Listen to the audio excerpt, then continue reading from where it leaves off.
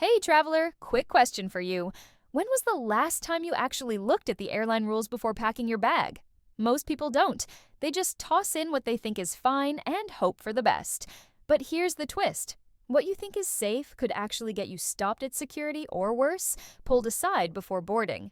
I know it sounds dramatic, but trust me, airlines have quietly changed what you can and can't bring, and most passengers have no idea. Stick around till the end of this video because once you hear these, you'll never pack the same way again. Ready? Let's go. First up, something a lot of people carry for safety: pepper spray. It feels smart, especially when you're traveling solo, but on a plane, it's one of the riskiest things you can pack. One accidental leak in a pressurized cabin and you've got a full-blown emergency. You can pack it in your checked bag, but only if it's under 4 ounces and has a safety lock. Still, not all airlines allow it, and some countries ban it completely. The truth is, what keeps you safe on the ground can be dangerous in the air, so always double-check before you fly.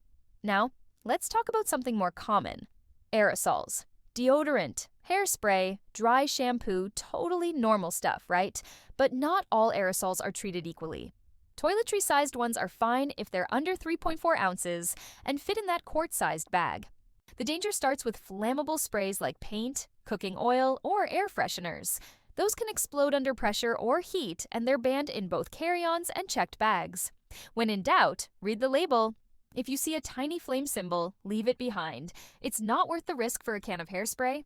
Let's move to that handy little multi-tool or pocket knife you keep in your travel kit. I get it. It feels useful, but even the smallest blade is a red flag at airport security.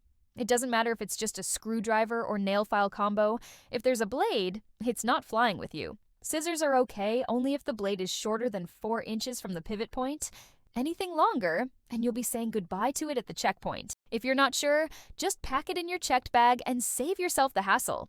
Here's one that surprises even frequent flyers: cordless hair tools. Straighteners, curlers, or any gadget powered by gas cartridges or lithium batteries can't go in checked luggage. Those little cartridges can leak and batteries can overheat mid-flight. If you absolutely need it, carry it in your hand luggage, lock the safety cover, and make sure it's completely cool before boarding. Spare cartridges? Don't even think about it. Those stay home. Now let's talk about power banks. These little lifesavers have caused more in-flight fires than you'd believe. The reason is lithium batteries. They can short out or enter what's called thermal runaway, which is basically a mini fire. That's why airlines forbid them in checked luggage. They must stay in your carry-on under 100 watt-hours. Larger ones need airline approval, and damaged batteries should be thrown out before you fly. If you've got tape, cover the terminals to prevent short circuits. Powders are another sneaky problem. Protein mix, drink powders, coffee creamer if it's over 12 ounces, TSA will likely pull your bag for inspection. It's not about what it is, it's about what it could hide. If you don't want to get held up, move large containers to your checked bag and keep only small labeled ones in your carry-on. And here's a quick tip about snacks: avoid wrapping them in foil. Airport scanners can't see through it, so it'll trigger a manual check. Use clear containers instead. Saves time, saves stress. Now, let's talk smart luggage. Those high-tech suitcases with built-in batteries look amazing until you re-told to remove the battery at check-in. If it can't come out, the bag can't go. The rule's simple. Batteries out before checking in. Carry the battery in your hand luggage, and make sure it's removable before you buy the bag in the first place. Before we move on, let's talk comfort, because safety is important, but so is surviving the flight. That window seat? Beautiful views, terrible temperature. At cruising altitude, the outer shell of the plane can drop to -40 degrees. That cold seeps in, so even if you're flying to a sunny destination, pack a sweater or light jacket. You'll thank yourself 3 hours in when everyone else is shivering. And here is something people done to realize about those inflatable neck pillows: never fill them all the way before takeoff. Cabin pressure makes them expand, and yes, they can pop. Leave some air out and it'll feel perfect once you're in the air. Let's get real for a second. Planes aren't exactly spotless. You'd think the dirtiest spot is the bathroom, right?